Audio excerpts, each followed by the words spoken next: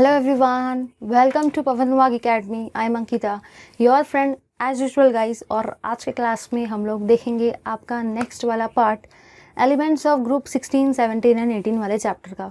ये चैप्टर बहुत बड़ा है, बट बिलीव मी गाइस, अगर ये चैप्टर बड़ा है तो ये चैप्टर आपको उतने मार्क्स भी देके जाएगा। Also at the same time अगर आप लोग सारे वीडियोज़ देखते हो तो कहीं ना कहीं आपको इसका बहुत ज़्यादा बेनिफिट मिलेगा।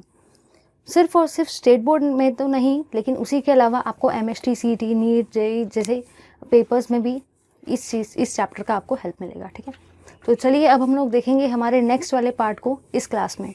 तो लास्ट वाले क्लास में हम लोगों ने हमारा जो चैप्टर था उसको एंड किया था HCl के सारे प्रिपरेशन देखे थे, HCl की सारी केमिकल प्रॉपर्टीज़ देखा था।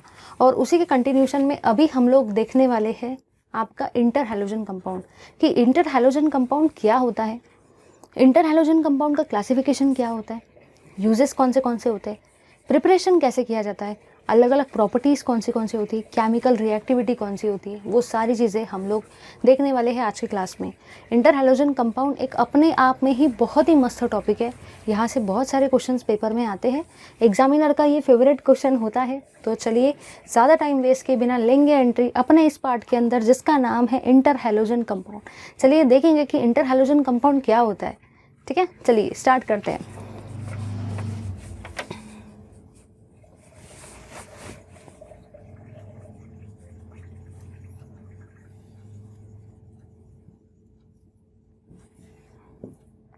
इंटर हैलोजन कंपाउंड, तो सबसे पहली चीज़ मुझे इंटर हैलोजन कंपाउंड को बताने से पहले एक छोटा सा इंट्रोडक्शन देना है रिगार्डिंग दिस। जो भी आपके हैलोजन्स होते हैं ना, वो बाइनरी कंपाउंड फॉर्म करते हैं। वो क्या फॉर्म करते हैं? वो फॉर्म करते हैं आपके बाइनरी कंपाउंड को। ठीक है, सारे के सारे हैलोजन्स मतलब ही क्या, हैलोजन्स में आपके आते हैं फिर, कल, बाहर, आई, आंटी। ठीक है, फिर, कल, बाहर, आई, आंटी, fluorine, chlorine, bromine, iodine, astatine. ये सारे के सारे आपके क्या है, ग्रुप 17 के एलिमेंट्स है। ये सारे के सारे आपके कौन है, हैलोजन्स है। और जाहिर सी बात है यार, हैलोजन के बारे में तो बात होंगी ना, टॉपिक का नाम भी क्या है, इंटर हैलोजन। किसके बारे में बात होंगी? ऑफ कोर्स हैलोजन के बारे में। और हैलोजन्स जो होते हैं ना, वो क्या फॉर्म करते हैं? वो फॉर्म करते हैं आपके बाइनरी कंपाउंड को। अब दिमाग में क्वेश्चन ये आता है, ये बाइनरी कंपाउंड क्या चीज़ है? तो चलिए देखेंगे अब ये चीज़ होती क्या है। आई जस्ट मीन टू से कि जो भी आपका हैलोजन है, एक तो वो बॉन्ड बना सकता है हाइड्रोजन के साथ में, मतलब ये वो कंपाउंड फॉर्म कर सकता है हाइड्रोजन के साथ में, या तो आपका जो भी हैलोजन है वो कंपाउंड फॉर्म कर सकता है आपके ऑक्सीजन के साथ में, या तो आपका जो हैलोजन है वो कंपाउंड फॉर्म कर सकते हैं हैलोजन के साथ में। चलिए देखेंगे क्या क्या होगा। जब भी हैलोजन हाइड्रोजन के साथ में कंबाइन होता है तो उसका नाम होता है हाइड्रोजन हैलाइड। क्या नाम होता है? Hydrogen halide. ठीक है, जब भी हैलोजन ऑक्सीजन के साथ में कंबाइन होता है तो उसका नाम होता है ऑक्सी हैलाइड्स। और जब भी हैलोजन के साथ कंबाइन होता है, अब आ रहे हैं हम लोग टॉपिक पर, क्या नाम रहेगा उसका? Inter halogen. उसका नाम क्या रहेगा? उसका नाम रहेगा इंटर हैलोजन। चलिए एक बार क्विकली देख लेते हैं क्या क्या बताया मैंने सबसे पहला पॉइंट जो आपको बताया वो ये बताया कि जो भी आपके हैलोजन्स होते हैं वो बाइनरी कंपाउंड फॉर्म करते हैं। हैलोजन्स आपके बाइनरी कंपाउंड फॉर्म करते हैं। फिर मैंने आपको ये बताया कि हैलोजन में कौन से एलिमेंट आते हैं, फिर, कल, बाहर, आई, आंटी, fluorine, chlorine, bromine, iodine, astatine, फिर, कल, बाहर, आई, आंटी। आगे मैंने आपको क्या बताया कि हैलोजन ये सबके साथ में कंबाइन हो सकते हैं। दिमाग में क्वेश्चन ये आता है कि हैलोजन ये सबके साथ में कंबाइन हो रहे हैं, ठीक है, बट क्यों हो रहे हैं वो तो बताओ। चलो भाई ध्यान से देखना, अभी मैंने क्या बताया कि हैलोजन क्या फॉर्म करते हैं? Binary compound. क्या फॉर्म करते हैं? Binary compound. इसीलिए तो वो इसके साथ में कंबाइन हुए ना, तभी जाके तो आपका बाइनरी कंपाउंड फॉर्म हुआ ना। जब दो चीज़ें मिलती है तो उस कंपाउंड से जो चीज़ फॉर्म होती है, सपोज ये एलिमेंट इसके साथ मिलेगा, दो लोग मिल रहे हैं, उससे जो तीसरी चीज़ बनेगी वो क्या रहेगी? बाइनरी। इसलिए ये कंपाउंड का नाम भी क्या है? Binary compound. ये कंपाउंड का नाम भी क्या है? Binary compound. ये कंपाउंड का नाम भी क्या है? Binary compound. क्योंकि दो चीज़ें मिल के ये वाली चीज़ बन रही है, दो चीज़ें मिल के ये वाली चीज़ बन रही है। इसलिए मैंने क्या बोला कि हैलोजन फॉर्म करते हैं बाइनरी कंपाउंड। तो अब ये चीज़ प्रूव हो गई कि हैलोजन ने बाइनरी कंपाउंड फॉर्म किया। अब हैलोजन जब हाइड्रोजन के साथ मिलता है तो हाइड्रोजन हैलाइड बनता है। अभी फ़िलहाल हमको इसको डिस्कस नहीं करना है। हैलोजन जब ऑक्सीजन के साथ मिलता है तो ऑक्सीलाइड बनता है। अभी फ़िलहाल हमको इसको भी डिस्कस नहीं करना है। और लास्ट चीज़ जो है ना, ध्यान से देखना, हैलोजन जब दूसरे हैलोजन के साथ में कंबाइन होता है ना तो उसका नाम क्या होता है? Inter halogen. और हमको डिस्कस भी क्या करने का है? Inter halogen. So now let's enter into the point. ठीक है, तो ले लो भाई इसका एक फ़ोटो स्क्रीनशॉट, फिर हम लोग देखेंगे कि क्या होता है, डेफिनेशन वगैरह सारी चीज़ें डिस्कस करेंगे। एक बार ले लो जल्दी से स्क्रीनशॉट सारे के सारे।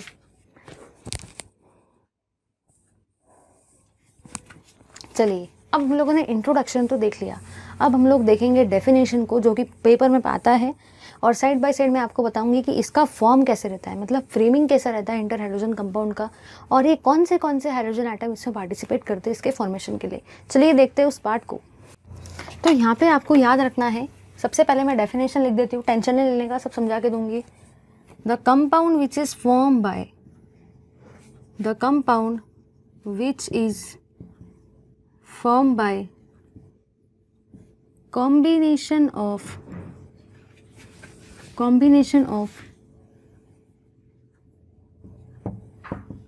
different atoms of halogen is called as interhalogen compound.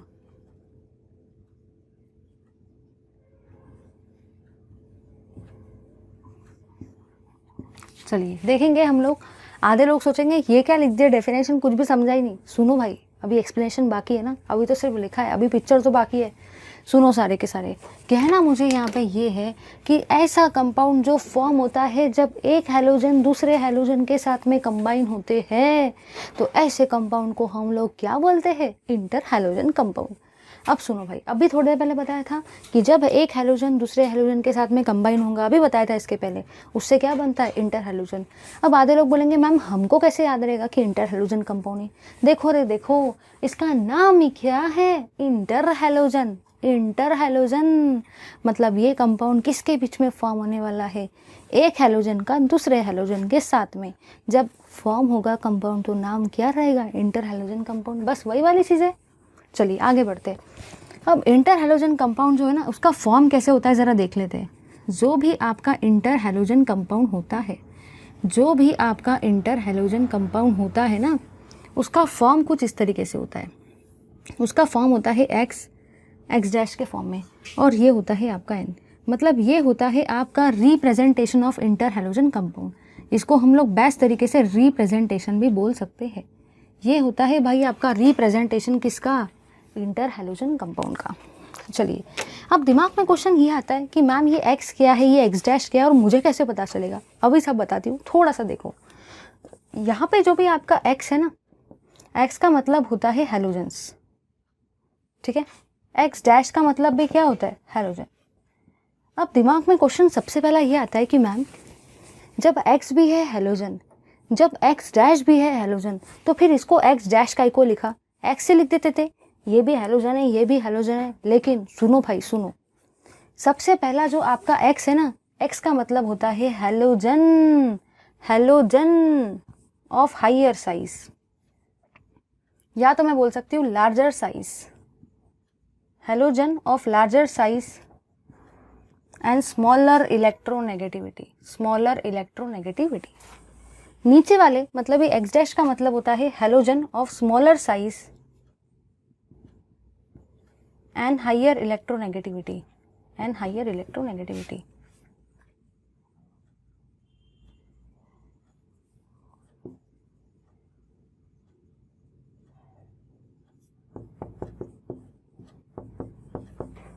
चलिए, अब दिमाग में क्वेश्चन आता है मैम ये सब समझ गया, लेकिन मेरा दिमाग थोड़ा सा घूम गया। मुझे ऐसा लग रहा है ये हायर इलेक्ट्रोनेगेटिविटी में कौन आएगा, स्मॉलर इलेक्ट्रोनेगेटिविटी में कौन आएगा। सुनो, इसके लिए भी अपने पास है एक खतरनाक वाला जुगाड़, देखते हैं उसको क्या होता है।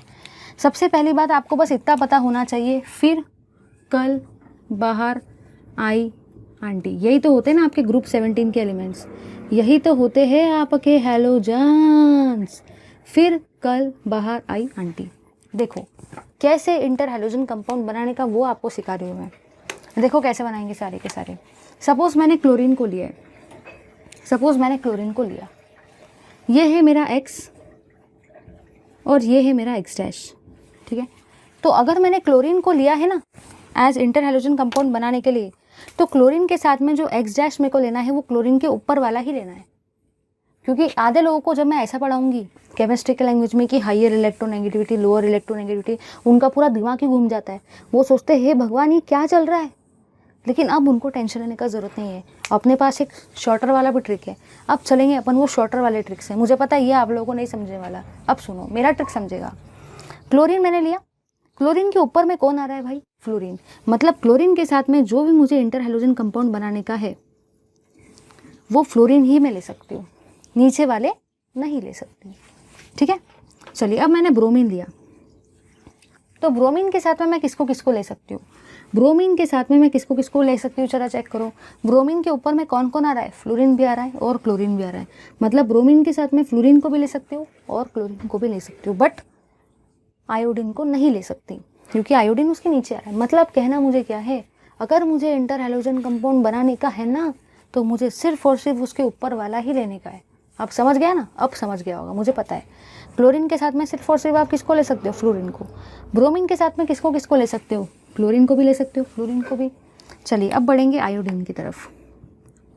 आयोडीन के साथ में भाई आप किसको किसको ले सकते हैं, फ्लोरीन को भी ले सकते हो, क्लोरीन को भी ले सकते हो, ब्रोमीन को भी ले सकते हो। फ्लोरीन, क्लोरीन और ब्रोमीन, इन सब को आप आयोडीन के साथ में ले सकते हो। समझे या नहीं समझे, बस कहना मुझे क्या था कि कभी भी अगर इंटर हैलोजन कंपाउंड बनाने का है तो आपको ये बात तो समझ गई कि एक हैलोजन जब दूसरे हैलोजन के साथ में लिंक्ड होता है तो इंटर हैलोजन कंपाउंड बनता है। बट ऐसा नहीं कि पगले जैसे कोई भी हैलोजनों को चिपका दिया और इंटर हैलोजन कंपाउंड बना दिए। उसके लिए भी आपको एक बात ध्यान में रखना है कि इंटर हैलोजन कंपाउंड बनाते वक्त हमेशा उसके ऊपर वाला ही लेने का। ऐसा नहीं कि नीचे वालों के साथ में भी आपने बना दिया क्योंकि आप साइंटिस्ट हो, ऐसा अपन लोग नहीं कर सकते बाबा, ठीक है। बहुत काम की चीज़ है, बहुत काम की चीज़, बुक में दे ही दिया ही नहीं।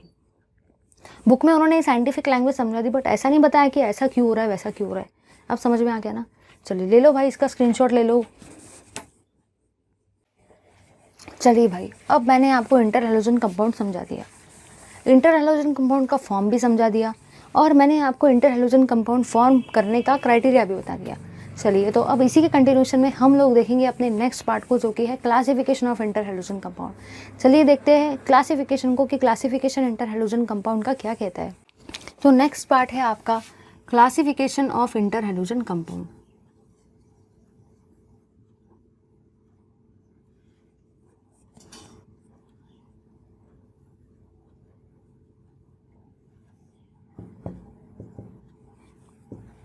चलिए देखेंगे तो जो भी आपके इंटर हैलोजन कंपाउंड है ना, इसको हम लोग देखो कैसे क्लासीफाई करने वाले। एक्स एक्स डैश, बिल्कुल जैसा मैं कर रही हूँ ना बिल्कुल वैसा ही करने का। X X dash, X X dash, X X dash, यही होता है आपका। इसका फॉर्म कैसे होता है, X X dash n times, ठीक है। मैंने क्या किया, सबसे पहले हर जगह पे एक एक्स एक्स डैश लिख दिया। ये वाली चीज़ मैं ऑलरेडी लास्ट वाले क्लास में एक बार बता चुकी हूँ, वहाँ पे थोड़ा सा इसका एप्लीकेशन था तो वहाँ पे भी मैंने बताया था। चलिए अब देखो यहाँ पे क्या करने का है। क्लासिफिकेशन तो रट्टा नहीं होते। आप सबको ऑड नंबर पता है भाई, ऑड नंबर में कौन से नंबर आते हैं, ऑड नंबर में आते हैं 1 3 5 7, सबको पता है। ऑड नंबर में कौन से नंबर आते हैं, 1 3 5 7 ही तो आते हैं ना। तो चलिए भाई देखो क्या करेंगे। यहाँ पे लगाया मैंने 1, यहाँ पे लगाया 3, यहाँ पे लगाया 5, यहाँ पे लगाया 7। अगर मैं पूरे लाइन से लिख देती थी फिर आप रट्टा मान लेते, x X dash 1, x X dash 3, ऐसा रट्टा मारते थे। बट अब आपको रट्टा तो नहीं मानना पड़ेगा क्योंकि मैंने आपको बताया वैसे 1 3 5 7 क्या होते हैं, ऑड नंबर होते हैं। पढ़ा था ना फर्स्ट या सेकेंड क्लास में, बस वही वाली चीज़ है 1 3 5 7। अब आधे लोग बोलेंगे इस एक्स डैश के नीचे में क्यों नंबर लिखा, एक्स के नीचे में क्यों नहीं लिखा। दिमाग में क्वेश्चन तो आते हैं ना। देखो रे बाबा, फॉर्म में भी किसके नीचे में नंबर आया है, फॉर्म में किसके नीचे आया है, एक्स डैश के नीचे, इसलिए यहाँ पे भी किसके नीचे लिखेंगे, एक्स डैश के नीचे। समझे या नहीं समझे।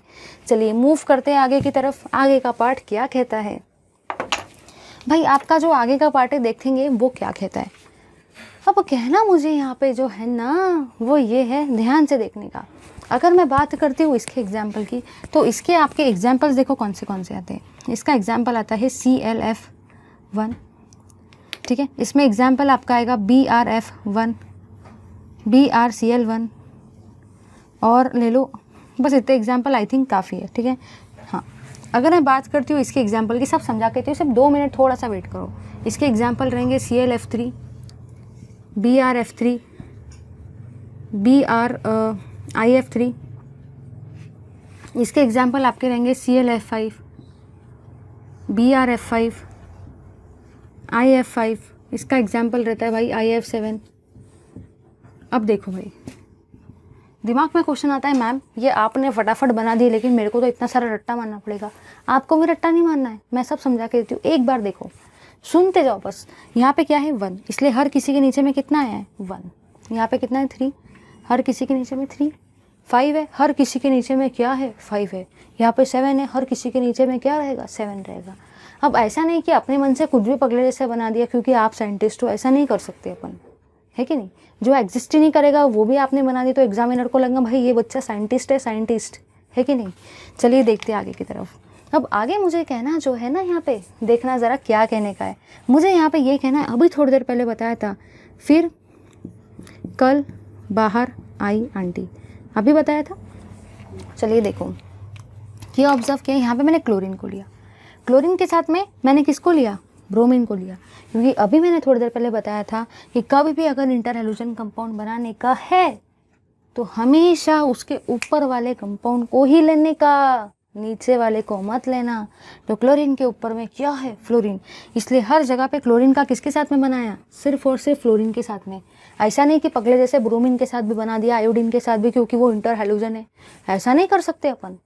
क्लोरीन के साथ में मैंने किसका बनाया, सिर्फ और सिर्फ फ्लोरीन का, समझ गए ना। अगर आपको ये वाली चीज़ समझ गई तो नीचे नंबर लगाने में क्या जाता है, लगा देने का नंबर लगाना तो बहुत ही आसान है, 1 3 5 7, लेकिन किसके नीचे लगाना है वो आना चाहिए, चूज करते आना चाहिए कॉम्बिनेशन कि क्लोरीन का इंटर हैलोजन कंपाउंड सिर्फ फ्लोरीन के साथ ही बनेगा।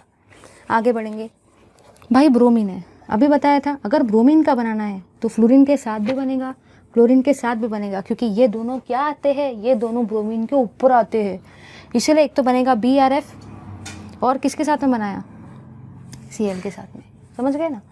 अब अगर आयोडीन का बनाना है तो भाई आयोडीन का इसके साथ भी बनेगा, इसके साथ भी बनेगा, इसके साथ भी बनेगा, किसी के भी साथ बना सकते हो, ऐसा कोई रेस्ट्रिक्शन नहीं है।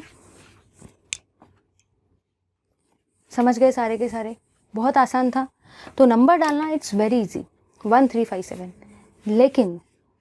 लेकिन हैलोजन को चूज करना for the inter halogen compound it's little bit difficult. लेकिन उसके लिए भी अपने पास एक खतरनाक वाला ट्रिक था। वो ट्रिक क्या था, सिर्फ और सिर्फ ऊपर वाले लेने का, नीचे वाले नहीं लेने का। चलिए ले लो भाई, इसका भी आप सारे के सारे स्क्रीनशॉट।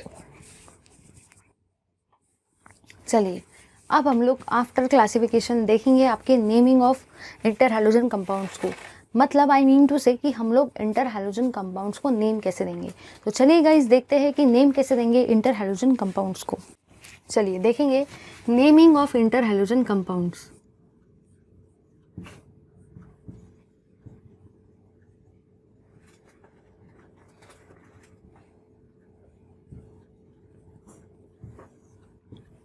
चलिए नेमिंग देना तो बहुत ज़्यादा इजी है, लेकिन अगर आपको वो वाली ट्रिक पता चल जाए जो मैं आपको बताने वाली हूँ, तो आपके सामने मैंने कोई भी इंटर हैलोजन कंपाउंड ला के रख दिया ना, आप उसका यू नेमिंग कर देंगे, यू। लेकिन उसके लिए आपको वो वाली ट्रिक आनी चाहिए जो अभी मैं आपको बताने वाली हूँ, एकदम कोड़ा के तरीके से। चलिए देखते हैं वो ट्रिक को जो आपको हेल्प करेगा नाम देने के लिए। किसका, मेरा भी नहीं, आपका भी नहीं, इंटर हैलोजन कंपाउंड का। चलिए देखते हैं। कहना मुझे जो है यहाँ पे वो ये है कि सपोज़ मैंने यहाँ पे लिया है X, ठीक है, सपोज़ मैंने यहाँ पे लिया है X', ठीक है, और ये है भाई आपका इंटर हैलोजन कंपाउंड, ठीक है, यहाँ पे कुछ ना कुछ N आएगा। चलिए अब हम लोग देखेंगे इसका नेमिंग हमको कैसे करने का है। मैं इसको अच्छे से लिखती हूँ। सपोज़ मैंने लिखा है X, यहाँ पे मैंने लिखा है X' और यहाँ पे मैंने लिखा है N टाइम्स। इसको हमको नेम देने का है। अगर इस X के जगह पे सपोज़ आपका आ जाए F, तो आप उसको लिखोगे फ्लोरीन, ठीक है, और यहाँ पे आपका अगर F आ जाता है तो यहाँ पे आप उसको लिखोगे, F का मतलब रहेगा आपका फ्लोराइड,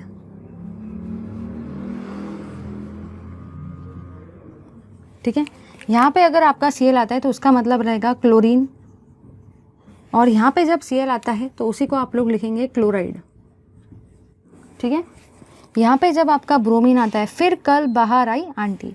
ठीक है, तो यहाँ पे ब्रोमीन का मतलब आप लोग क्या लिखेंगे, ब्रोमीन लिखेंगे, और आयोडीन का मतलब आयोडीन। ठीक है, अगर फिर कल बाहर आई आंटी, यहाँ पे इस Br का मतलब क्या लिखेंगे, ब्रोमाइड, और यहाँ पे इस I का मतलब क्या लिखेंगे, आयोडाइड। चलिए भाई, ये तो हो गया। बीच में कुछ लाने का है, बीच में देखो आपको क्या लाने का है, बीच में आपको क्या लाने का है। अगर n का वैल्यू है 1, अगर n का वैल्यू है 1 तो आप लोग क्या लिखेंगे, मोनो लिखेंगे। अगर n का वैल्यू है 2 तो आप लोग क्या लिखेंगे, डाई। अगर n का वैल्यू है 3 क्या लिखेंगे, ट्राई। अगर n का वैल्यू है 4, 2 तो होगा नहीं क्योंकि इंटर हैलोजन कंपाउंड में 2 तो आता ही नहीं है, तो हम लोग डायरेक्टली 3 लिखेंगे। अगर n का वैल्यू है 3 तो क्या आएगा, ट्राई। अगर n का वैल्यू है 5 तो क्या आएगा भाई, पेंटा। और अगर n का वैल्यू है 7 तो क्या आएगा, हेप्टा। यही तो आपको लिखने का है, बस यही तो लिखना है भाई। चलिए, अब हम लोग देंगे सारे के सारे इंटर हैलोजन कंपाउंड का नाम। अब ऐसा लग रहा होगा कि ये क्या चार्ट आ गया, मुझे कुछ भी नहीं समझा। अभी समझेगा ना, पिक्चर बाकी है, पिक्चर बाकी है अभी देखते हैं उस पिक्चर को। सपोज़ मुझे नाम देने का है Cl, लेटेस्ट से मैं इससे लिखती हूँ। सपोज़ पहला जो मुझे देने का है वो है Cl F1, Cl F3, Cl F5, Br F3, Br F5। अब हम लोग देंगे इनका नाम, इनके हमको नेम्स देने का है। कभी कभी ये नेम्स भी आते हैं, क्योंकि आप लोग जब रिएक्शन करेंगे आधे लोग बोलेंगे मैम हमको नेम्स क्यों पढ़ा रहे हैं। नेम्स का थोड़ी कोई काम है, पेपर में थोड़ी आता है। लेकिन सुनो ना, जब आप रिएक्शन लिखेंगे और नेम ही नहीं लिखेंगे प्रोडक्ट का और रिएक्टेंट का, तब आपको क्या पूरे मार्क मिलेंगे, नहीं ना। मतलब आपको कहीं ना कहीं इसका इनडायरेक्ट एप्लीकेशन आने वाला है ना। यस, इसीलिए तो हम लोग पढ़ रहे हैं ना भाई। देखो सारे के सारे, पहले कौन आया एक्स के जगह पे, भाई ये है आपका एक्स, ये है आपका एक्स डैश और ये है आपका एन। पहले कौन आया, पहले आया Cl। पहले जो आता है Cl के लिए क्या नाम रहेगा, क्लोरीन। ठीक है, बीच में कौन सा क्या आता है, बीच में नंबर आता है। 1 मतलब क्या होता है, मोनो होता है, मोनो। और लास्ट में आया F, तो जब पीछे में जब एक्स डैश की जगह पे F आता है तो उसका नाम क्या रहता है, फ्लोराइड। आधे लोग पता हो क्या करके आते, आधे लोग इतने पागल रहते, वो इस F को भी फ्लोरीन लिख के आते पागल जैसे, सोचते भी नहीं ये तो एक्स डैश है भाई। बाद में वाले के लिए IDE लिखा जाता है, वो पगले जैसे उसको भी फ्लोरीन लिख के आ जाते हैं। किसी को भी फ्लोरीन, किसी को भी क्लोरीन, अपने मन से उनको लगता है कि मैं साइंटिस्ट हूँ, मुझे सब आता है। सोचते भी नहीं कि कुछ रूल्स होते भाई। चलो नीचे आ जाओ, यहाँ पे ये Cl है। Cl अगर पहले आता है तो उसका नाम क्या रहता है, क्लोरीन। ठीक है, यहाँ पे 3 है। 3 मतलब क्या होता है, 3 मतलब क्या होता है, ट्राई। बीच में किसको लिखने का, नंबर को लिखने का। फिर कौन आया, F आया। F कहाँ पर आया, बाद में आया, क्या लिखेंगे, फ्लोराइड ही लिखने का। नीचे आएंगे सारे के सारे, यहाँ पे कौन है, Cl, क्या आएगा भाई, क्लोरीन आएगा। यहाँ पे क्या है, 5 मतलब क्या होता है, पेंटा। बीच में अपना डाल देने का। यहाँ पे कौन आया, F मतलब फ्लोराइड ही लिखना। ऐसा नहीं पगले जैसे फ्लोरीन लिख दिया, वो बाद में आया है, फ्लोराइड। नेक्स्ट क्या आया, ब्रोमीन। बीच में नंबर लिखने का। 3 मतलब क्या होता है, ट्राई होता है। F मतलब क्या होता है, फ्लोरीन मत लिखना, अरे बाबा फ्लोरीन मत लिखना, फ्लोराइड। नीचे आएंगे, ब्रोमीन। 5 मतलब क्या होता है, पेंटा। F मतलब क्या होता है रे बाबा, फ्लोराइड। अगर इसके जगह पे आपको कुछ और आ गया तब भी आप लोग आराम से कर सकते हो, बिल्कुल भाई आराम से कर सकते हो सारे के सारे। चलिए ले लो इसका स्क्रीनशॉट, समझाना एकदम तड़ाकेदार समझाया इसको मैंने। इसके लिए ये तो कोई भी कर लेगा जिसको ये चीज़ आ गई, बट ये चीज़ बुक में दी नहीं है, उन्होंने डायरेक्ट दे दिया। उनको लगता है सारे स्टूडेंट्स मास्टर है बिल्कुल। चलिए ले उसका स्क्रीनशॉट। चलिए भाई, अब हम लोगों ने क्या किया ना, हम लोगों ने नेमिंग भी सीख ली। क्लासिफिकेशन भी देख लिया, इंट्रोडक्शन भी देख लिया, डेफिनेशन भी देख लिया। अब हम लोग लेंगे एंट्री जनरल कैरेक्टरिस्टिक्स में कि जनरल कैरेक्टरिस्टिक्स क्या होता है। चलिए देखते हैं जनरल कैरेक्टरिस्टिक्स को। General characteristics of inter halogen compound.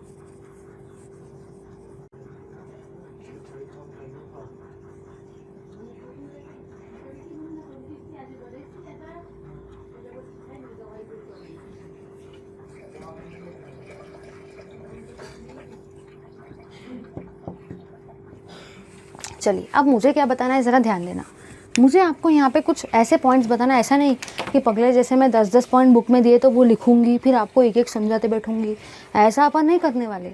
मैं आपको सिर्फ वो इंपॉर्टेंट पॉइंट्स बताने वाली हूँ जिससे आपको बस याद रखने का है और फटाफट पढ़ेंगे। ऐसा नहीं कि वो 10-10 पॉइंट समझाते बैठी हो एक एक लाइन करके, आपके दिमाग में कुछ भी नहीं गया, वैसा कुछ नहीं होने वाला भाई। हम लोग समझेंगे इसको इफेक्टिवली। अब सबसे पहली बात मुझे ये कहना है कि आपके इंटर हैलोजन कंपाउंड कौन से होते हैं भाई, जल्दी देखो। इंटर हैलोजन कंपाउंड आपके कौन से होते हैं? X X dash X X dash X X dash X X dash 1 3 5 7। यहाँ पे कुछ पॉइंट्स नोट किए हम लोगों ने। सबसे पहला पॉइंट जो मैंने यहाँ पे नोट डाउन किया है वो ये है, number of halogen attach, number of X dash atoms attach. कितने एक्स डैश एटम्स अटैच होते हैं? कितने एक्स डैश एटम्स अटैच होते हैं भाई? देखो, एक तो 1, एक तो 3, एक तो 5 और 7। अब आधे लोग बोलेंगे मैम ये जनरल कैरेक्टरिस्टिक क्यों पढ़ा रही है, यहाँ से थोड़ी पेपर में आता है। सुनो रे बाबा सुनो, यहाँ से आपको देखने को क्या मिलता है? MCQ टाइप का क्वेश्चन। एंट्रेंस में भी यहाँ से क्वेश्चन आते हैं और स्टेट बोर्ड में भाई हम लोग को MCQ टाइप का क्वेश्चन यहाँ से देखने को मिलेगा। तो क्या आपको अगर पूछा जाए कि कौन से नंबर ऑफ एटम्स अटैच रहते हैं और ऑप्शन में अलग अलग ऑप्शन आ जाए तो सारे के सारे यही ऑप्शन टिक करके आने का, 1 3 5 7। ठीक है, next point, total number of atoms.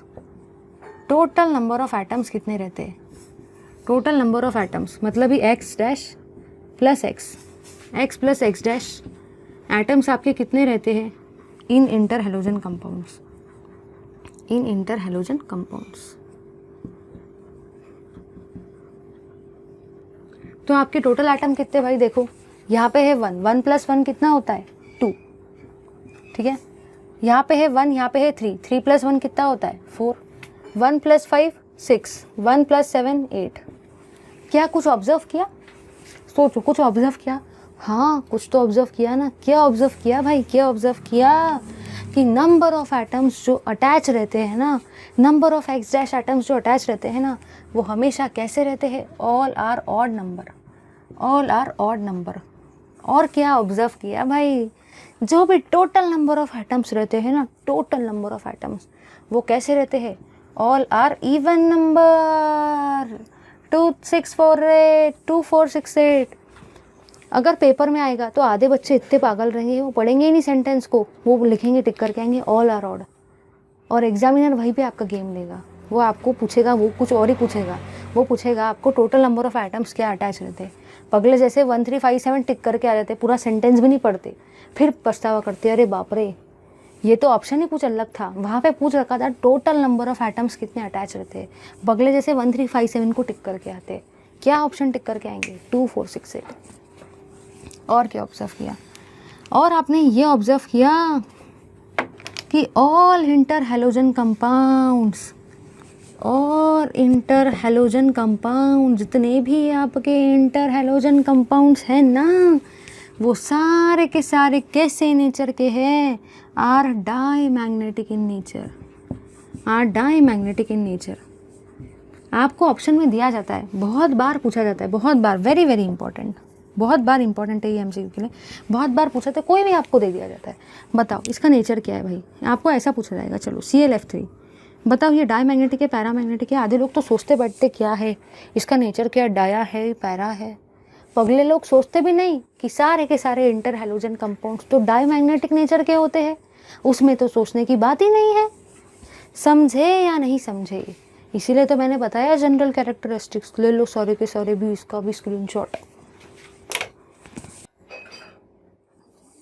चलिए भाई, अब हम लोगों ने जनरल कैरेक्टरिस्टिक्स तो देख लिया, चलिए अब मूव करेंगे कि इंटर हैलोजन कंपाउंड बनते कैसे। बहुत मन में बहुत सारी आई थिंक बहुत सारा इगरनेस रहता है जानने के लिए कि इंटर हैलोजन कंपाउंड की प्रॉपर्टीज़ पढ़ी, जनरल कैरेक्टरिस्टिक्स पढ़ी, क्लासिफिकेशन पढ़ा, डेफिनेशन पढ़ी, लेकिन ये तो देखा ही नहीं कि बनते कैसे, प्रिपेयर कैसे होते। तो चलिए अब हम लोग देखेंगे कि हमारे इंटर हैलोजन कंपाउंड कैसे क्या बनते हैं। Let's see. चलिए अब हम लोग देखेंगे method of preparation of inter halogen compound. इसको देखने वाले हैं, method of preparation of inter halogen compound को हम लोग देखेंगे। Method of preparation of inter halogen compound.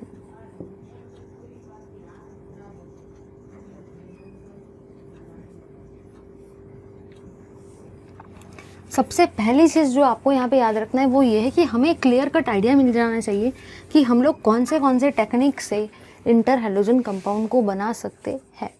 चलिए वो देखेंगे हम लोग, वो टेक्निक क्या होती है। सबसे पहली टेक्निक आपकी जो है वो ये है कि भाई एक हैलोजन जो है ना वो दूसरे हैलोजन के साथ में कंबाइन होगा और उससे फॉर्म होगा इंटर हैलोजन। उससे क्या फॉर्म होगा? Inter halogen compound.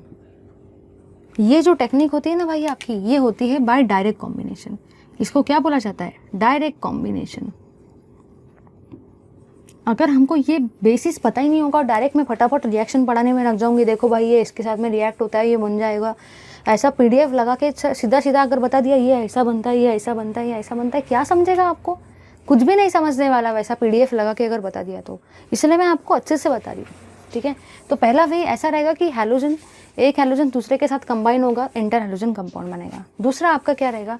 दूसरा आपका रहेगा, देखेंगे दूसरा आपका जो पार्ट रहता है वो रहता है भाई एक हैलोजन दूसरे किसी लोअर इंटर हैलोजन के साथ में कंबाइन होगा, लोअर इंटर हैलोजन के साथ में कंबाइन होगा और उससे क्या फॉर्म करेगा? Higher interhalogen compound, higher interhalogen compound.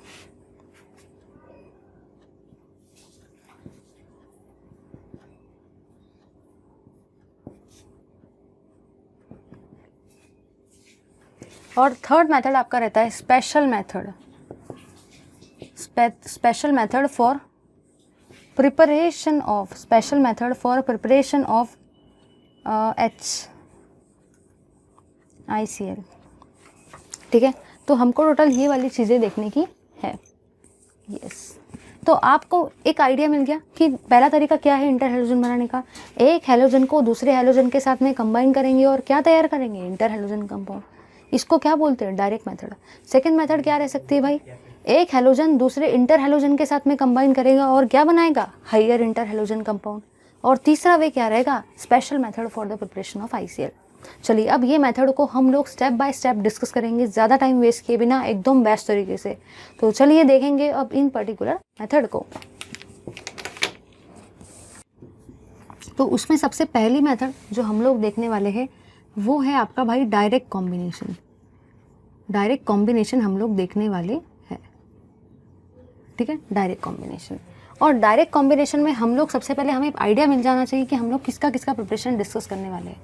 तो भाई हम लोग सबसे पहले आपका प्रिपरेशन डिस्कस करेंगे x डैश और 1 का, और हम लोग प्रिपरेशन डिस्कस करने वाले हैं x डैश 3 का। अब आधे लोगों के दिमाग में आएगा मैम 5 और 7 नहीं क्या? भाई 5 और 7 को भी कर सकते हैं, बट उनको है ना इतने इजीली नहीं कर सकते जितने इजीली इनको कर सकते हैं। इसलिए वहाँ पे थोड़े से ज़्यादा प्रोसेस इन्वॉल्व होता है, इसलिए वो आपके सिलेबस का पार्ट नहीं है। That is not a part of your syllabus, but वो हायर स्टडीज़ का पार्ट हो सकता है। तो अभी बस इतना ही पढ़ने का, जितना बुक में उतना ही पढ़ने का, ज़्यादा सोचने का नहीं है।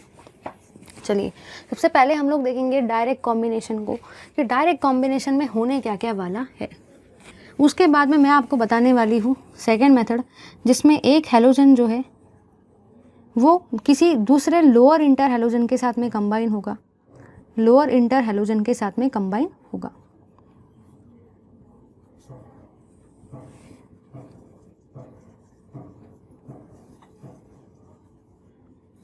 तो पहले केस में क्या हुआ?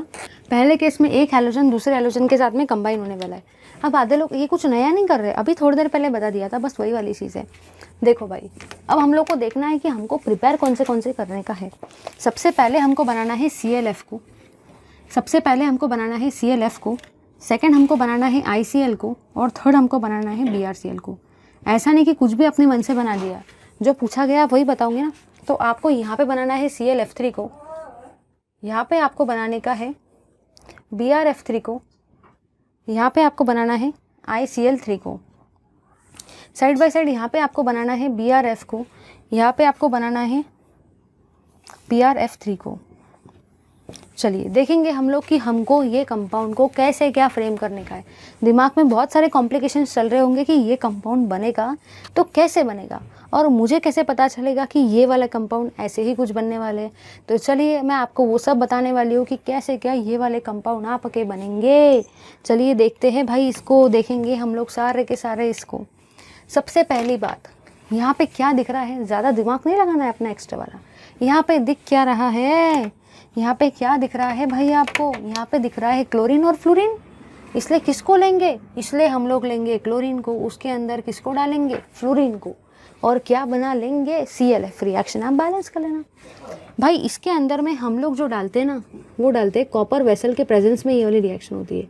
हाई टेम्परेचर पे कॉपर वेसल के प्रेजेंस में ये रिएक्शन होती है। ClF चाहिए था, इसलिए किसको किस में डाला, Cl2 को फ्लोरीन में डाल देने का। ज़्यादा दिमाग नहीं लगाना है, जो दिखता है उसको ले लेने का, काम खत्म। रिएक्शन को बैलेंस करवा लो, फिर कर लोगे ना। चलो नीचे आ जाओ। यहाँ पे क्या दिख रहा है, यहाँ पे आपको दिख रहा है आयोडीन प्लस Cl2 दिख रहा है ना, आयोडीन प्लस Cl2। इसलिए इसके अंदर में क्या डालेंगे, आयोडीन प्लस क्लोरीन डालेंगे। क्यों ऐसा भाई, आधे लोग बोलेंगे मुझे कैसे याद रहेगा। सुनो रे बाबा, यहाँ पे आयोडीन दिख रहा है इसलिए I2 लिया, यहाँ पे क्लोरीन दिख रहा है इसलिए किसको लेंगे, Cl2 को लेंगे। इसके अंदर में डालते हैं भाई हम लोग HNO3 और HCl का कॉम्बिनेशन। ठीक है, ये आता है पेपर में, ये भी पेपर में आता है। ये चीज़ बहुत इंपॉर्टेंट है, पेपर में हर साल यहाँ से क्वेश्चन आते हैं इंटर हाइड्रोजन कंपाउंड से, वेरी वेरी IMP। अब यहाँ पे BrCl है। आधे लोग सोचेंगे BrCl कैसे बनाए, वही भाई वही बिल्कुल according to the principle of common sense. दिख क्या रहा है, दिख रहा है ब्रोमीन और क्लोरीन, लेंगे भी क्या, ब्रोमीन और क्लोरीन। इसलिए यहाँ पे लिया Br2, यहाँ पे लिया Cl2, काम खत्म। चलिए यहाँ पे आ जाओ। अब यहाँ पे ये कैसे बनाने का, दिमाग में बड़ा सा क्वेश्चन आता है, ये कैसे बनाए हम लोग। ये भी बनाना है एकदम आसान, अपने पास इसके लिए भी क्या है, कड़ाकेदार वाला ट्रिक। यहाँ पे क्या दिखा है भाई, क्लोरीन दिखा है, यहाँ पे क्या दिखा है भाई, फ्लोरीन दिखा है। जो दिख रहा है उसको लिख दो, ज़्यादा दिमाग नहीं लगाना। क्लोरीन दिखा क्लोरीन, फ्लोरीन दिखा फ्लोरीन। यहाँ पे क्या दिख रहा है, ब्रोमीन, यहाँ पे दिख रहा है फ्लोरीन, यहाँ पे क्या दिख रहा है, आयोडीन, यहाँ पे क्या दिख रहा है, क्लोरीन।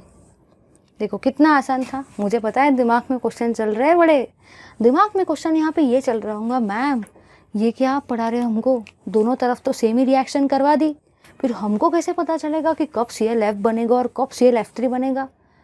लेकिन सुनो सुनो सुनो, अब हम लोग देखने वाले कि क्या नया होने वाला है। देखो भाई देखो, आसान तो बहुत था, जो दिख रहा था उसको देख के लिख दिया, है कि नहीं। ICl दिखा तो आयोडीन और क्लोरीन को लिया, लेकिन यहाँ पे आप लोगों ने क्या देखा, फ्लोरीन कैसे है, फ्लोरीन है ज़्यादा, फ्लोरीन कैसे है ज़्यादा। इसलिए यहाँ पे आप लोग फ्लोरीन को कैसे लोगे भाई, एक्सेस में लेना पड़ेगा। एक्सेस मतलब क्या होता है, ज़्यादा। यहाँ पे आपने क्या देखा, यहाँ पे आप लोगों ने ये देखा भाई कि यहाँ पे आपके फ्लोरीन क्या है, 3, ये भी कैसे है भाई, ज़्यादा। इसलिए यहाँ पे भी फ्लोरीन को कैसे लेंगे, एक्सेस में। आगे बढ़ेंगे, यहाँ पे क्लोरीन कैसे है भाई, यहाँ पे क्लोरीन है आपके ज़्यादा, इसलिए यहाँ पे ये वाले क्लोरीन को भी कैसे लेंगे, एक्सेस में। अब आधे लोग बोलेंगे कमेंट में, मैम सेकेंड रिएक्शन में तो यहाँ पे एक्सेस ही नहीं लिखा है। आप लिखोगे एक्सेस, एक्सेस के बिना वो नहीं होने वाली। सेकेंड थिंग, ऐसा नहीं कि पकड़े जैसे किसी के भी नीचे एक्सेस में लिख दिया क्योंकि आप साइंटिस्ट हो, ऐसा अपन लोग नहीं कर सकते। जो ज़्यादा दिखेगा ना, ये ज़्यादा है, ये तो एक ही है, ये 3 है ना, ज़्यादा है ना, इसलिए इसके नीचे क्या लिखेंगे, एक्सेस लिखेंगे। समझे या नहीं समझे। चलिए आ जाते बढ़ते आगे की तरफ। अगर आपको बनाना है BrF को, तो यहाँ पे क्या बोल रखा है, हेलोजन और लोअर इंटर हेलोजन कंपाउंड। चलो लोअर की जगह पे हम लोग सिर्फ इंटर हेलोजन लिखते हैं। हेलोजन, इसलिए मैंने यहाँ पे क्या लिया, ब्रोमीन को लिया, plus interhalogen BrF3। Lower higher का जैसा कोई कंसेप्ट तो है नहीं, क्योंकि अब बनाना जो बन रहा है वो तो बनाना ही पड़ेगा ना। सुनो भाई, यहाँ पे ऐसा क्यों लिया। आधे लोग बोलेंगे मैम इसमें भी तो ब्रोमीन और फ्लोरीन डाल के बना सकते थे। बिल्कुल बना सकते थे, चलता था, वो भी चलता है, लेकिन हमको ये मेथड भी तो पढ़ने का है ना। अगर वही मेथड पढ़ाते कोई तो फिर ये मेथड भी तो आना चाहिए ना भाई, इसलिए वो मेथड भी आना चाहिए। आप नो डाउट वैसे भी बना सकते हैं, मुझे पता है सबको ऊपर वाली मेथड बड़ी पसंद आएगी, नीचे वाली किसको पसंद नहीं आने वाली है, फिर भी सुन लो भाई, आना चाहिए ना। हैलोजन, इसलिए हैलोजन को लिया। ये क्या है भाई आपका, ये है आपका इंटर हैलोजन, और बना भी क्या, इंटर हैलोजन। समझे या नहीं समझे, यहाँ पे आ जाओ। यहाँ पे मैंने लिया ब्रोमीन को, यहाँ पे मैंने डाला ClF3 को। आधे लोग सोचेंगे कि ऐसा क्यों किया मैम आपने, क्योंकि बोल क्या रखा है भाई, हैलोजन के अंदर में किसको डालने का है, इंटर हैलोजन को, इसलिए ये मैंने लिया भाई हैलोजन, ये मैंने लिया भाई इंटर हैलोजन। अब आधे लोग बोलेंगे ये इंटर हैलोजन कैसे, देखो रे देखो, दो हैलोजन के बीच में कंपाउंड बना है, नाम क्या रहेगा, इंटर हैलोजन। हैलोजन जब इंटर हैलोजन के साथ में मिलते हैं तो एक नया इंटर हैलोजन बनता है, इसलिए ये क्या है, न्यू इंटर हैलोजन। और क्या बनने वाला है, और आपका क्या बनने वाला है, ClBr या BrCl बना सकते हो आराम से। चलिए अब हम लोग देखेंगे एक स्पेशल मेथड, स्पेशल मेथड को देखने वाले हैं भाई हम सारे के सारे। स्पेशल मेथड आपका कहता है कि I2 में डालेंगे KClO3 और देखेंगे क्या बनता है। यहाँ पे आपको दिख रहा है आयोडीन, यहाँ पे आपको दिख रहा है क्लोरीन, क्या बनेगा, ICl, साथ में आपका बनता है KiO3। देखो भाई, दो आयोडीन थे, एक आयोडीन और एक क्लोरीन ICl बन गया। यहाँ पे क्या बचा, KO3, और यहाँ पे एक आयोडीन भी तो बचा ना, दो आयोडीन थे, यहाँ पे आ गया KiO3। समझे या नहीं समझे, मैंने सारे के सारे method of preparation of inter halogen compound आपको एक फ्रेम में समझा दिए, सिर्फ याद क्या रखने का। देखो भाई, जो दिखता है ना बस उसी को ऐड करने का। ClF दिखा तो एक Cl और एक फ्लोरीन, Cl2 और F2। ऐसा नहीं कि यहाँ पे 1 ही ऐड करेंगे, वो एग्जिस्ट भी करेगा क्या भाई, ये गैसेस फॉर्म में तो एग्जिस्ट करते हैं, वो 2 तो आता है ना, डायटोमिक होते जब भी बताया था, तो इसलिए Cl2 और F2, ये बात याद रखने का। फिर बैलेंस कर देने का, बैलेंस आपको सबको करने का है, ठीक है। नेक्स्ट बात, और क्या बताया मैंने, और मैंने आपको क्या बताया भाई, मैंने आपको और क्या बताया, और आपको मैंने यहाँ पे बस इतना ही बताया, ये मेथड भी बता दी कैसे क्या प्रिपेयर करने का है इनको। चलिए लो इसका स्क्रीनशॉट। चलिए गाइस, तो अब हम लोग देखने वाले हैं कि ऐसी कौन सी प्रॉपर्टीज़ होती है इंटर हैलोजन कंपाउंड की जो आपके इंटर हैलोजन कंपाउंड आपको शो करते हैं। तो ये मैंने जस्ट आपके सामने एक फ्रेम तैयार कर दी है कि कौन से रिएक्शंस हमको एक्चुअली डिस्कस करना है जो हमारे इंटर हैलोजन कंपाउंड्स हमको शो करने वाले हैं। तो चलिए देखेंगे हम लोग वो सारे के सारे रिएक्शंस को ज़्यादा टाइम वेस्ट किए बिना एकदम बेस्ट तरीके से। चलिए, तो कहना मुझे यहाँ पे जो है वो ये है कि आधे लोग सोचेंगे मैम ये सारे के सारे रिएक्शंस रट्टा मारने पड़ेंगे। नहीं भाई, ये आपको दिया जाएगा कि जब ये इसके साथ रिएक्ट होगा तो क्या प्रोडक्ट बनेगा, इसलिए मैंने भी आपको बिल्कुल वैसे दिया। आपको यहाँ पे प्रोडक्ट बताने, प्रोडक्ट नहीं दिया जाएगा, आपको रिएक्टेंट दिए जाएंगे कि कौन किसके साथ रिएक्ट होगा, ये सब आपको दिया जाएगा पेपर में। ऐसा नहीं कि आपको वो भी रट्टा मारना है, ठीक है। चलिए अब देखो यहाँ पे क्या होगा, अगर ध्यान से देखा जाए ना तो पानी के अंदर में दो चीज़ें होती है।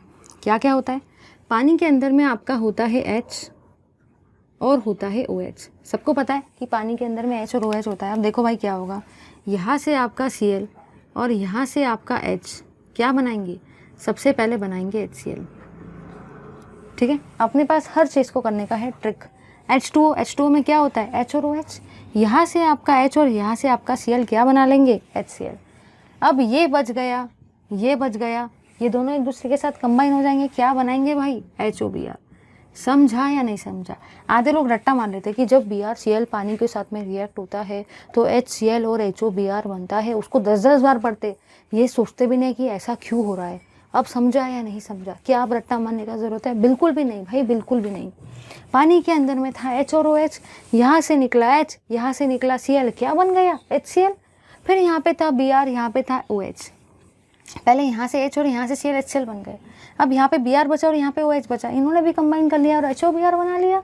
यस, ये हम लोग सारे के सारे रिएक्शंस पढ़ रहे, ऐसा नहीं कि हमको इसको प्रिपेयर करना है। ये इसके प्रॉपर्टीज़ है भाई, प्रॉपर्टीज़ मतलब इनका यूज़ होने वाला है, ये एज ए रिएक्टेंट आने वाले और कुछ नया प्रोडक्ट फॉर्म करवा के जाएंगे। चलिए ठीक है, और बढ़ते हैं आगे की तरफ। यहाँ पे क्या देखा हम लोगों ने, यहाँ पे क्या देखा, यहाँ पे भी कुछ नया नहीं होने वाला है, वही होने वाला है। देखो भाई यहाँ पे क्या होने वाला है, चलिए देखते हैं यहाँ पे क्या होगा। चलिए देखो यहाँ पे क्या होगा, सबसे पहले यहाँ पे भी वही वाली चीज़ होने वाली है। पानी के अंदर में दो चीज़ें होती है, H और OH। पानी के अंदर में दो चीज़ें होती है ना, H और OH। देखो यहाँ पे क्या होगा, यहाँ से निकलेगा Cl और यहाँ से निकलेगा H। क्या बनाएंगे आपके HCl। पानी के अंदर में दो चीज़ें होती है, H और OH। यहाँ से निकलेगा H, यहाँ से निकलेगा Cl, यहाँ से HCl बन जाएगा। कुछ नया नहीं किया, जैसा ऊपर में किया वैसे नीचे में किया। नीचे आ जाएंगे, यहाँ पे और क्या होने वाला है, यहाँ पे आप बनेगा आपका HiO3। यहाँ पे आपका HiO3 बनता है और साइड बाय साइड आयोडीन भी बनता है। अब आधे लोग बोलेंगे ये कैसा नया प्रोडक्ट बन गया। सुनो भाई, पहले ही बताया था, कुछ जगह पे रट्टा भी थोड़ा सा मानना पड़ेगा। ऐसा नहीं कि पूरा का पूरा कंसेप्चुअली जाएंगे, रट्टा तो मानना पड़ेगा। थोड़ा सा रट्टा plus concept will equal to what, success in chemistry. ठीक है, तो H और Cl कंबाइन होकर HCl। यहाँ पे था आपका I, यहाँ पे था आपका पानी, तो HiO3 और आयोडीन यहाँ पे आ जाएंगे। यहाँ पे भी कुछ नया नहीं होने वाला है, वही होगा। पानी के अंदर में दो चीज़ें होती है, H और OH, है कि नहीं, वही होता है ना। आप देखो क्या होगा, देखो भाई देखो यहाँ पे आपका क्या होने वाला है। यहाँ पे है Cl, यहाँ पे है H। सबसे पहले क्या बनाएंगे, सबसे पहले बनाएंगे आपके ICl को। और क्या बनने वाला है, और बनता है HiO3। आयोडीन के कंपाउंड में HiO3 तो भाई बनता ही है। एक बहुत अच्छा कॉमन ये है, वो रट्टा ही मान लो आप लोग। तो यहाँ पे है H, यहाँ पे है Cl, HCl बन गया। और HiO3 तो आयोडीन वाला कंपाउंड बनाता है। और यहाँ पे आपका जो बनने वाला है वो बनेगा ICl। अब आधे लोग बोलेंगे मैम यहाँ पे ICl क्यों बना, यहाँ पे I2 क्यों नहीं बना। सुनो भाई, यहाँ पे क्लोरीन कैसे है, ज़्यादा। क्लोरीन कैसे है, ज़्यादा। इसलिए एक क्लोरीन जाने के बाद भी कुछ ना कुछ तो क्लोरीन बचेंगे ना, इसलिए यहाँ पे क्या बना आपका ICl बना। समझे या नहीं समझे। चलिए अब आ जाएंगे नीचे की तरफ। नीचे में बोल रखा है डिसप्रपोर्शनेशन और ऑटो आयोनाइजेशन। कुछ भी नहीं करने का। अभी थोड़ी देर पहले क्या किया था, अगर BRF बनाना था तो ब्रोमीन और क्लोरीन को लिया था। अब BRF को तोड़ेंगे तो क्या बनेगा, ब्रोमीन और फ्लोरीन ही तो बनेगा ना। क्या लिखेंगे भाई, Br2F2। मैंने ऐसा क्यों लिखा, सुनो भाई सुनो, ये BRF है, इसको तोड़ेंगे, क्या करेंगे, तोड़ेंगे तो इधर से निकलेंगे ब्रोमीन गैस, इधर से निकलेंगे फ्लोरीन गैस। वही तो लिखा मैंने, कुछ नया तो नहीं लिखा। चलिए भाई, अब आ जाएंगे हम लोग सारे के सारे यहाँ पर कि यहाँ पर ऐसा क्या होने वाला है। चलिए देखते हैं इसको।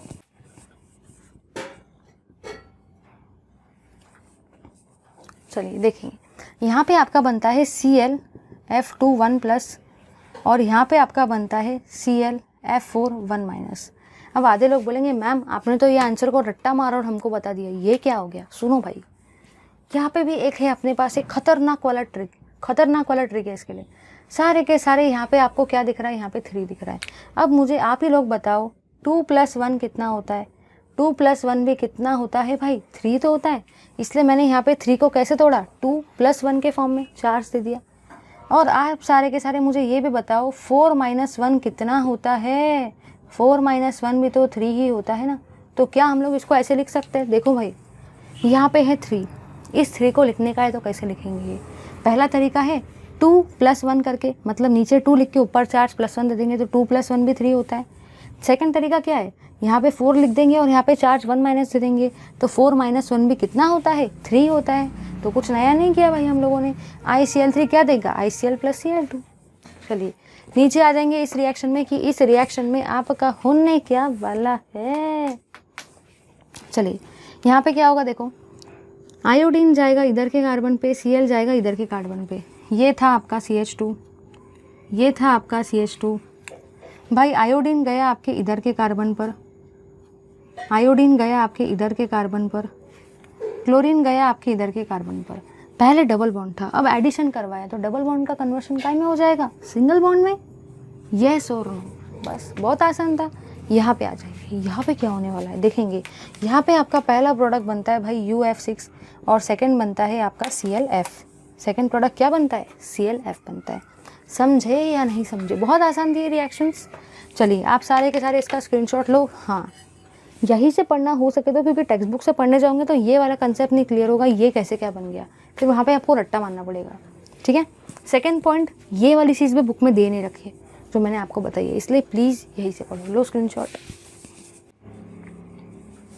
चलिए अब जैसे कि मैंने यहाँ पे स्क्रीन पे आपको बताया है structures of some interhalogen compound, मतलब हमको देखने का है कि ऐसे कौन से इंटर हैलोजन कंपाउंड है जिनका आपको स्ट्रक्चर पेपर में आता है। ये बहुत ज़्यादा इंपॉर्टेंट पार्ट है। अगर स्ट्रक्चर आएगा तो 2 मार्क दे के जाएगा, इसलिए स्ट्रक्चर को सबको एकदम बेस्ट तरीके से करने का है। तो चलिए देखेंगे कि ऐसे कौन से इंटर हैलोजन कंपाउंड है। और हाँ भाई, एक और बात, स्ट्रक्चर को लिखने से काम नहीं चलने वाला। कुछ लोग सोच रहे होंगे मैं स्ट्रक्चर ड्रॉ कर दूंगा, मुझे 2 मार्क मिल जाएंगे। Examiner will be more clever and more sharper than you. वो सोचेगा मैं 1 मार्क, मैं आपको 2 मार्क कैसे दूंगा। आपको उसका नाम भी लिखना पड़ेगा, आपको शेप का भी नाम लिखना पड़ेगा और शेप भी ड्रॉ करना पड़ेगा। तो पूरे के पूरे क्या मिलेंगे, 2 मार्क। चलिए देखते हैं इस पार्ट को, काफ़ी इंपॉर्टेंट पार्ट है। देखेंगे हम लोग यहाँ पे सबसे पहली बात तो यहाँ पे जो है वो ये है कि अगर मुझे इसका नाम देना है तो अभी थोड़ी देर पहले मैंने आपको IUPAC सिखाया था, बताया था वहाँ पे सब काम में आने वाला है। तो इसका नाम क्या रहेगा, आयोडीन मोनोक्लोराइड। क्या नाम रहेगा भाई इसका, आयोडीन मोनोक्लोराइड। इसका नाम क्या रहेगा, क्लोरीन ट्राइफ्लोराइड। क्लोरीन ट्राइफ्लोराइड ही रहेगा इसका नाम। चलिए नीचे आएंगे, इसका नाम क्या रहेगा भाई, इसका नाम आपका रहेगा ब्रोमीन ट्राइफ्लोराइड। अभी थोड़ी देर पहले मैंने आपको नेमिंग देना सिखाया था, बिल्कुल वही मेथड से नेमिंग करा, ऐसा नहीं कि डायरेक्ट पढ़ा दे रही, आपको कुछ समझा नहीं, सब बता दिया है। इसका नाम क्या रहेगा भाई आपका, इसका नाम क्या रहेगा, ब्रोमीन पेंटाफ्लोराइड। ब्रोमीन पेंटाफ्लोराइड। इसका नाम क्या रहेगा भाई आपका, क्लोरीन पेंटाफ्लोराइड। ठीक है, चलिए ये तो बहुत आसान था। अब काम की चीज़ पे आते। अगर मुझे यहाँ पे ICL को लिखना है ना, तो इस ICL को मैं कुछ इस तरीके से लिखूंगी। ये रहेगा आपके ICL का, ये क्या है, ये है आपका शेप ICL का। और शेप का नेम क्या रहेगा आपके, ये शेप का नेम क्या है, बस भाई सीधी से लाइन। सीधी लाइन मतलब क्या होता है, लीनियर होता है, इसलिए इसका नाम भी क्या रहेगा, इसीलिए तो इसका नाम रहेगा लीनियर। आएगा तो करके आ जाएंगे सारे के सारे। चलो ठीक है भाई, लोन पेयर चिपका देने का, लोन पेयर, काम खत्म। हैलोजन का स्ट्रक्चर देखो भाई कैसा रहता है, 1 2 3 4 5 6। क्योंकि आधे लोगों को तो यही समझ में नहीं आता कि डॉट क्या मन से दे रहे क्या, कितने भी डॉट। ऐसा नहीं करना है, मन से नहीं देना है, जितनी मेरी मर्जी करेगी मैं उतने डॉट दूंगा, ऐसा नहीं कर सकते। यहाँ पे ये ऐसा ही इसका फॉर्म रहता है, ऐसा ही फॉर्म रहता है। चलिए आ जाएंगे ClF3 पे। अगर मैं बात करती हूँ ना ClF3 के शेप की, तो आपके ClF3 का शेप कुछ इस तरीके से रहेगा। ये है आपके फ्लोरीन, ठीक है। इस शेप को पता है क्या बोला जाता है, इस शेप को आपका बोला जाता है, इस शेप का नाम होता है आपका बेंट टी शेप। क्या नाम होता है, बेंट टी शेप। ये आपके शेप का नाम है, ठीक है। अब आधे लोग बोलेंगे मैम चलो ये तो बहुत आसान था, बहुत ही आसान था, पहले हमको ये बताओ कि अब इस पर लोन पेयर कितने चिपका है। बुक में तो खुद दिया ही नहीं है, तो बुक में क्या गलत दिया है, या हमको नहीं पता, या हमको कैसे करना है, हमको क्या पता कि इसमें डॉट डालने के या नहीं। टेंशन नहीं लेने का। देखो यहाँ पे है Cl। अब आप लोग खुद ही बताओ भाई, एक ये आ गया, चलो एक ये आ गया, एक यहाँ पे आ गया, एक यहाँ पे आ गया, एक यहाँ पे आ गया, तो कितने लोन पेयर बचे, 1 और ये 2। तो आपके 2 लोन पेयर बच गए ना, 1 और 2। 2 लोन पेयर कुछ इस तरीके से बच गए आपके 2 लोन पेयर। अब आधे लोग बोलेंगे बुक में तो ऐसा नहीं दिया है, बुक में नहीं दिया है तो हम लोग भी नहीं पढ़ेंगे, ऐसा तो नहीं होगा ना, जो रहेगा वही रहेगा भाई। समझे या नहीं समझे। तो अब बताओ सारे के सारे क्लोरीन था भाई, क्लोरीन, ठीक है। एक फ्लोरीन यहाँ पे लगाया, एक फ्लोरीन इस डॉट से लगाया, एक फ्लोरीन इस डॉट से लगाया, हो गए टोटल 3, 1 2 3। अब कितने डॉट बचे, 1 और 2, इससे 2 डॉट लगा दिए, 2 इसमें 2 इसमें, काम खत्म। चलिए आगे बढ़ेंगे यहाँ पे BrF3 में। BrF3 जो होता है भाई, BrF3 का आपका शेप कुछ इस तरीके से होता है। देखो इधर BrF3 का आपका शेप कुछ इस तरीके से रहता है। इसका भी नाम क्या रहता है, इसका भी नाम आपका बेंट टी शेप ही रहता है। इसका भी नाम भाई आपका बेंट टी शेप ही रहता है। अब वो अलग तरीके से बेंट है।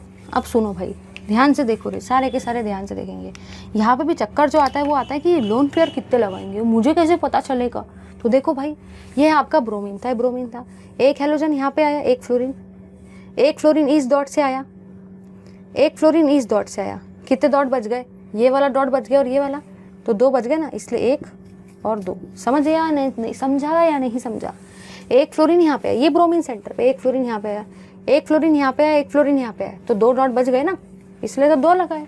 रट्टा नहीं मानने का कि BrF3 में ब्रोमीन के ऊपर 2 डॉट लगाते हैं, 2, ऐसा कुछ रट्टा नहीं मानने का, ये कंसेप्ट है भाई। जितने बचेंगे उतने लिखेंगे ना।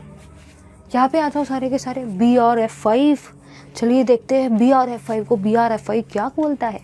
अगर मैं बात करूँ ना BrF5 की, तो मैंने यहाँ पे ये जानना, ये है मेरा Br और ये है मेरे 5 ब्रोमीन। फिर से चक्कर ये आता है कि मैम ये 5 ब्रोमीन क्यों लगाए? भाई यहाँ पे नाम ही है BrF5, इसलिए फ्लोरीन में कितने लगाऊंगी मैं? 5 ही लगाऊंगी ना। और आगे बढ़ेंगे, यहाँ पे इसका नाम क्या रहता है? इसका नाम भाई आपका रहता है स्क्वायर पिरामिडल। क्या नाम रहता है इसका? Square pyramidal. क्यों स्क्वायर पिरामिडल? ज़रा देखो इधर, ये था आपका स्क्वायर, दिख रहा है सबको ये स्क्वायर, और स्क्वायर के नीचे में एक डंडी आ रही है। केमिस्ट्री में अपने लैंग्वेज में अपन डंडी बोलते हैं, और केमिस्ट्री में हम लोग क्या बोलते हैं? पिरामिडल। क्या बोलते हैं? पिरामिडल। तो भाई ये हुआ आपका एक स्क्वायर, इसलिए स्क्वायर। नीचे में एक डंडी आई फ्लोरीन की, डंडी को केमिस्ट्री में क्या कहा जाता है? पिरामिडल। अपने लैंग्वेज में डंडी, केमिस्ट्री के लैंग्वेज में पिरामिडल, इसलिए यहाँ पे क्या आएगा? पिरामिडल आएगा। चलिए अब फिर से चक्कर ये आता है कि लोन पेयर कितने आएंगे? क्या मुझे फिर से रट्टा मारना पड़ेगा कि BrF5 में लोन पेयर 1 आता है? ऐसा कुछ नहीं करना है भाई, ऐसा कुछ नहीं करना है। देखो सारे के सारे यहाँ पर, भाई ये था आपका ब्रोमीन, ठीक है।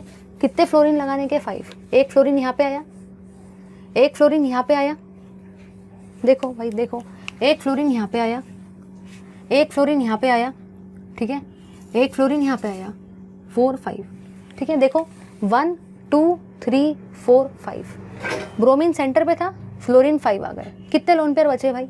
एक ही लोन पेयर बचा ना, इसलिए लोन पेयर भी कितने आएंगे? एक ही लोन पेयर आएगा।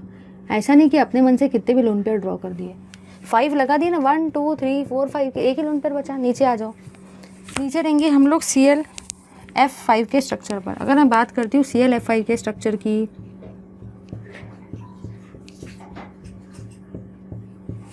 ये हुआ। इसका भी नेचर कैसा है भाई? ये आपको दिख रहा है स्क्वायर, इसलिए मैंने क्या लिखा? स्क्वायर। एक नीचे डंडी आ रही है, केमिस्ट्री के लैंग्वेज में उसी को क्या बोलते हैं भाई? पिरामिडल ही तो बोलते हैं। फिर से चक्कर आएगा कि लोन पेयर कितने ड्रॉ करने का। देखो ये सपोज है क्लोरीन, कितने फ्लोरीन है? 5, 1 2 3 4 5, कितने लोन पेयर बच गए? एक, इसलिए यहाँ पे भी कितने लोन पेयर आएंगे? एक लोन पेयर। आप समझा या नहीं समझा भाई? पेपर में, क्वेश्चन बैंक में भी यहाँ से क्वेश्चन थे, है ना, तो पेपर में भी यहाँ से क्वेश्चन आते हैं, 2 मार्क दे के जाते हैं। कितना इजी था, लो भाई स्क्रीनशॉट। चलिए लास्ट वाला पार्ट डिस्कस कर लेते भाई, लास्ट वाला पार्ट। तो लास्ट वाले पार्ट में आपको बोल रखा है, मैंने स्क्रीन पे जैसे कि सारे के सारे एग्जाम्पल्स दे दिए। आधे लोग बोलेंगे ये एग्जाम्पल भी रट्टा मारना, नहीं भाई, ये एग्जाम्पल आपको पेपर में दिए जाएंगे, इसलिए मैंने भी आपको दे दिए। अब हमको इससे कैलकुलेशन करते आना चाहिए, रट्टा नहीं मारने का। ज़रा देखो इधर, मुझे बताने का है ऑक्सीडेशन स्टेट कितना रहेगा। आप लोग खुद ही बता दो, ये सारे के सारे कितने फ्लोरीन से अटैच है? ये सारे के सारे एक फ्लोरीन से अटैच है, इसलिए इन सब सेंट्रल वाले कंपाउंड का, सेंट्रल मतलब ये वाले कंपाउंड का ऑक्सीडेशन स्टेट क्या रहेगा? ऑक्सीडेशन स्टेट रहेगा +1, क्योंकि ये सारे के सारे कितने हैलोजन से अटैच्ड है? एक से, इसलिए ऑक्सीडेशन स्टेट भी कितना रहेगा? +1। ऐसा नहीं कि आप कैलकुलेट करते बैठ रहे हो, यहाँ पे जो दिख रहा है भाई वही लिखने का है, ठीक है। चलिए नेक्स्ट तरफ मूव करेंगे हम लोग। नेक्स्ट आपका यहाँ पे ये है कि यहाँ पे टोटल कितने हैलोजन से ये अटैच है? यहाँ पे टोटल ये कितने हैलोजन से अटैच है?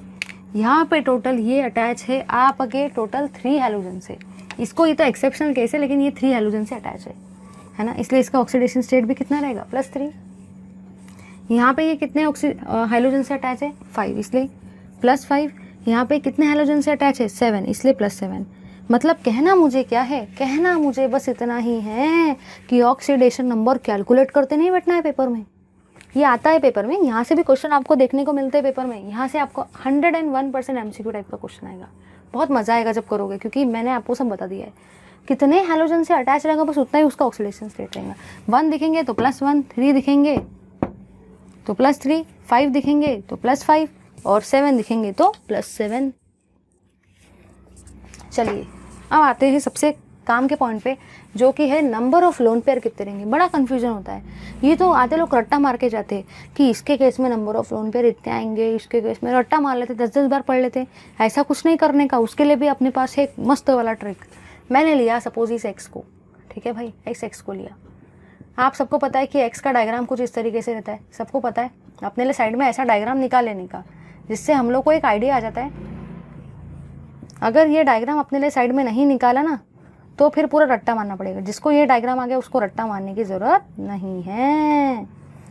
चलो अब सारे के सारे यहाँ पे आ जाएंगे। यहाँ पे क्या क्या जाना ज़रा देखेंगे हम लोग सारे के सारे। देखो यहाँ पे कितने हैलोजन से अटैच है भाई, एक हैलोजन से, इसलिए यहाँ पे एक ही हैलोजन आएगा, एक ही आएगा ना। कितने लोन पेयर बच गए भाई आपके, ज़रा आप लोग ही देखो कितने लोन पेयर बचे आपके, 1 2 और 3 लोन पेयर बचे, इसलिए मैंने क्या लिखा 3 लोन पेयर। समझे या नहीं समझे? यहाँ पे क्या देखा, यहाँ पे सिर्फ और सिर्फ ये सारे के सारे आपके एक ही हैलोजन से अटैच है, ये सारे के सारे आपके एक ही हैलोजन से अटैच है, इसलिए मैंने एक ही अटैच किया। तो लोन पेयर कितने बच गए भाई आपके 3, नीचे आ जाएंगे। यहाँ पे ये सारे के सारे 3 हैलोजन से अटैच है, 3 से अटैच है ना, तो एक इधर आएगा लेटर से, ठीक है, एक इधर आएगा, एक इधर आएगा। टोटल मैंने 3 ही क्यों ऐसे किए, क्योंकि 3 हैलोजन से सारे के सारे अटैच है, इसलिए मैंने टोटल 3 हैलोजन से किए। अब कितने लोन पेयर बच गए भाई आपके, देखो कितने लोन पेयर बच गए, आप लोग ही मुझे देख के बताओ, आप लोग ही मुझे देख के बताएंगे कि कितने लोन पेयर बच गए भाई आपके, कितने लोन पेयर बच गए आपके, 2 लोन पेयर बच गए है ना, इसलिए यहाँ पे मैं क्या लिखूंगी 2 लोन पेयर, 2 लोन पेयर।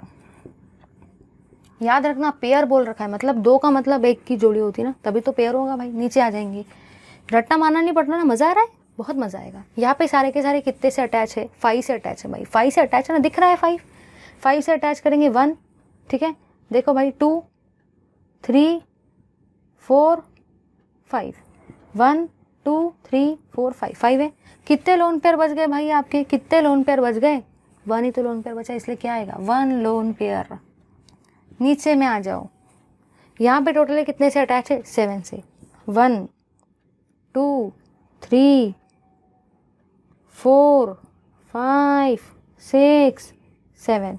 क्या कोई लोन पेयर बचा, नहीं रे बाबा, कोई भी लोन पेयर नहीं बचा, 0 लोन पेयर। कितना मज़ेदार था ना ये टॉपिक, कितना मज़ेदार था। जिसको बस ये वाला तरीका पता चल जाए ना, उसके लिए सब कुछ आसान है। ये तो बहुत आसान था, जितने हैलोजन अटैच दिख रहे उतना चार्ज दे देने का, उतना ऑक्सीडेशन स्टेट दे देने का, काम खत्म। लेकिन इसके लिए अपने पास तड़ाकेदार वाला ट्रिक था। वो ट्रिक क्या था, अगर 1 है तो 1 ही अटैच करेंगे, जितना बच गया उतना लिखते जाने का, रट्टा मारने का तो ज़रूरत नहीं पड़ा, पेपर में आता ही। चलिए एंट्रेंस भी आता है, समझ गया ना। Thank you very much for watching this video. भाई इतने अच्छे वीडियो के लिए लाइक शेयर और कमेंट तो बनता ही है, सारे के सारे कमेंट करेंगे, मैं आप सबके कमेंट्स पढ़ती हूँ। Thank you very much for watching this video, keep watching my videos. Thank you very much guys.